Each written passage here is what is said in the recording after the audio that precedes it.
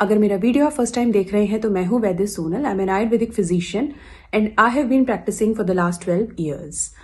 आजकल की भागदौड़ भरी जिंदगी में स्ट्रेस बहुत ही कॉमन होता जा रहा है। स्ट्रेस बच्चों से लेकर बड़ों तक हर किसी को स्ट्रेस है। क्या है इसे स्ट्रेस का कारण?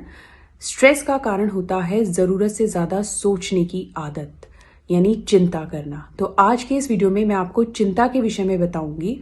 आयुर्वेद चिंता के विषय में क्या कहता है और आयुर्वेद में क्या उपचार, क्या औषधि चिंता की बताई गई है, ये सभी बातें आज के इस वीडियो में हम जानेंगे। तो वीडियो को ध्यान से और पूरा देखिए।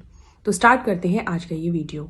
आयुर्वेद में कहा गया है चिंता ज्वरो मनुष्याणाम, यानी ज्वर हमारे शरीर को जिस तरह से तप्त रखता है, चिंता हमारे शरीर को, विशेषतः हमारे मन को उसी तरह से तप्त रखती है। तो चिंता को ज्वर के समान एक रोग माना गया है।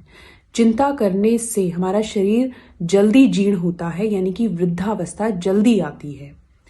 चिंता करने से मनुष्य की भूख, नींद, शरीर, शक्ति, उत्साह, बुद्धि, लक्ष्मी और आयु का नाश होता है। कहा गया है क्षुधा के समान शरीर वेदनादायक, विद्या के समान शरीर विभूषक और चिंता के समान शरीर क्षय कर, यानी कि जो शरीर का नाश करे, ऐसा दूसरा कोई नहीं होता है।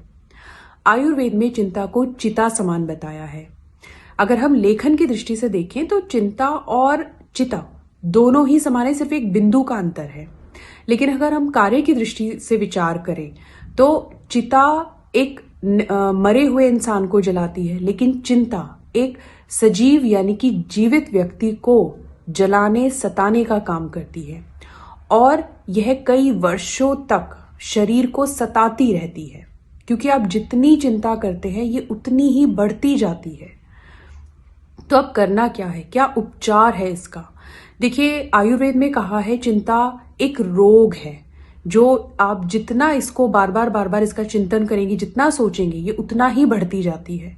तो इसका जो उपचार है वो किसी भी बाह्य उपचार या किसी भी पर प्रयत्न से नहीं होगा, किसी दूसरे के द्वारा इसका कोई उपचार नहीं है।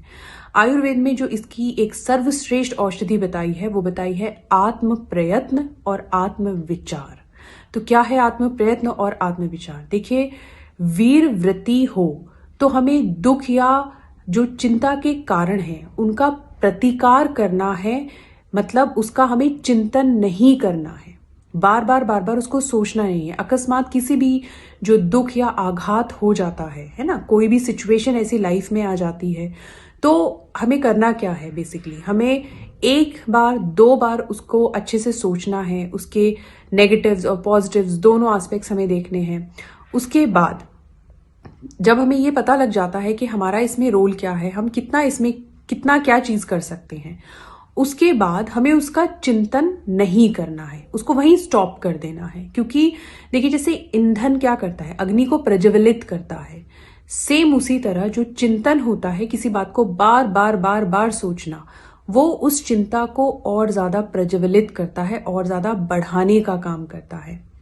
और जितने भी रोग हैं, रोग को उत्पन्न करना या फिर जो रोग उत्पन्न हो गए हैं उनको प्रकट करने का काम जो मुख्य कारण होता है वो होता है चिंता। चिंता से स्ट्रेस होता है, एंजाइटी, डिप्रेशन, उसके बाद बहुत सारी ऐसी बीमारियां होती हैं जिसका एक ये छोटा सा कारण होता है बार बार किसी बात को सोचना। मैं आपको एक पर्सनल एक्सपीरियंस से बताती हूँ। जब मेरे पास पेशेंट्स आते हैं तो मुझे बोलते हैं कि मैम सोचना तो पड़ता ही है ना, बिना सोचे काम नहीं चलता है। ओके, बहुत सारी ऐसी सिचुएशंस होती हैं लाइफ में जब हमें लगता है कि हमें इस बात पर सोचना है। तो आपको करना क्या है, जो मैं अपने पेशेंट्स को बताती हूँ। देखिए, जब आप किसी कमरे से बाहर निकलते हैं तो आप क्या करते हैं? सबसे पहले फैन या लाइट का स्विच ऑफ करते हैं। ओके, इसी तरह से आपको क्या करना है कि जब भी आप किसी बात को सोचते हैं, कोई इस तरह की सिचुएशन आपकी लाइफ में होती है, तो आप उसको सोचिए एक बार, मैक्सिमम 2 बार। उसके बाद आपने देखा कि आपका रोल क्या है, आप इसमें क्या कर सकते हैं। अगर वो सिचुएशन ऐसी है कि आपका उसमें कोई रोल नहीं है तो आपको क्या करना है, उसको स्विच ऑफ कर देना है। ये आपको सीखना होगा कि आपने उस बात को देखा, सोचा और उसके बाद आपने स्विच ऑफ कर दिया, वहीं पर उसको खत्म कर दिया, अपना सो गए या फिर अपना जो भी आपको काम करना है वो आप उसमें लग गए।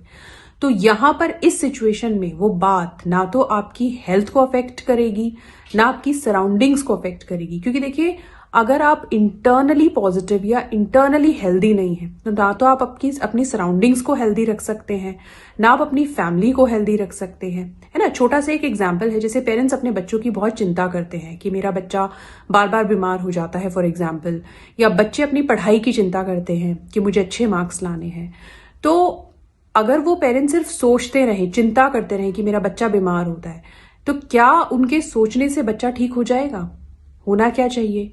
होना ये चाहिए कि आपको उस सिचुएशन में थोड़ा रुक के सोचें कि क्या करने से मेरा बच्चा हेल्दी बनेगा, उसकी इम्यूनिटी को स्ट्रॉन्ग करने के लिए एफर्ट्स करें, उसके खाने पर काम करें, उसके लाइफस्टाइल पर काम करें। तो काम करना मतलब कर्म करना है, सिर्फ बैठ के सोचना नहीं है। सक्सेसफुल भी तो वही होता है ना जो सोचते हैं और करते भी हैं। सिर्फ सोचने से सक्सेस नहीं मिलती लाइफ में। तो सेम आपको करना है कि आपको किसी भी बात का एक बार सोचना है, उसका चिंतन बार बार बार उसको रिपीट नहीं करना है।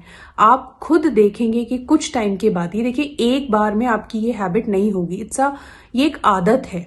कुछ लोग होते हैं ना जिन्हें छोटी छोटी बातों की बहुत ज्यादा उनको बढ़ाने की या उसको बार बार सोचने की आदत होती है, तो ये इट्स अ हैबिट। तो हैबिट होगी तो यानी कि हम इसको चेंज कर सकते हैं।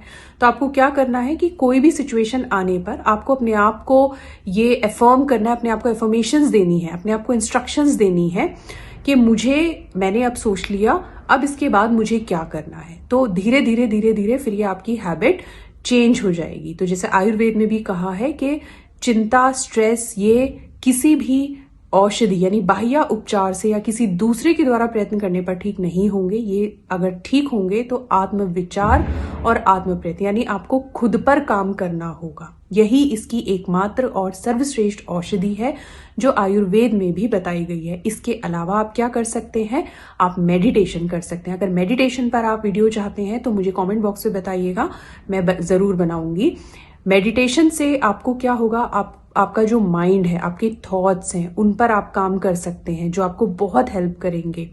इसके अलावा आप अपनी डाइट पर ध्यान रखिए, क्योंकि कई विटामिन्स भी होते हैं, जैसे विटामिन बी है, इनकी कमी से कई बार घबराहट होती है, एंजाइटी हो सकती है।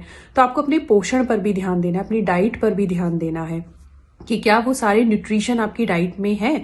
विटामिन डी आपकी बॉडी में अच्छा होना चाहिए, B12 होना चाहिए, जिंक होना चाहिए, आपकी नींद अच्छे से पूरी होनी चाहिए। इसके लिए आप आयुर्वेद को जरूर फॉलो करना शुरू करें। आयुर्वेद में बताई गई जो जानकारी है उसको जरूर अपनाएं। तो आई एम श्योर इस वीडियो में जो भी इंफॉर्मेशन मैंने दी है वो आपको जरूर हेल्प करेगी और आपकी लाइफ को ज्यादा पॉजिटिव बनाएगी। तो मिलते हैं नेक्स्ट वीडियो में। अगर वीडियो पसंद आई हो तो लाइक और शेयर जरूर करें। चैनल को सब्सक्राइब नहीं किया तो जरूर कर लें। इसी के साथ मैं वीडियो को एंड करती हूं।